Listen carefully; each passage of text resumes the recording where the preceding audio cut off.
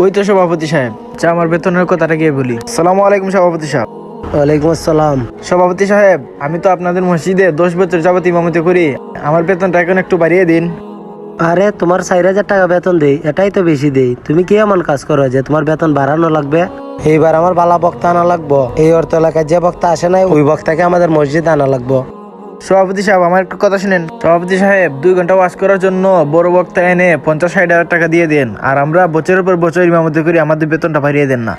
বক্তাদেরকে এত টাকা না দিয়ে প্রতি সপ্তাহে যে আপনাদেরকে মূল্যবান ওয়াজ করে শোনাই, এই কথাগুলোর উসিলাই তো আমাদের বেতন বাড়িয়ে দেওয়া উচিত ছিল।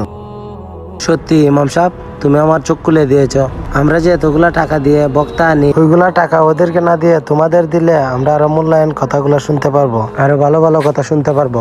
সমস্যা নাই ইমাম সাহেব, তোমার বেতন আগামী মাসে 10,000 টাকা। আসি সভাপতি সাহেব, আসসালামু আলাইকুম। ভিডিওর কথাগুলো ভালো লাগলে সাবস্ক্রাইব করবেন।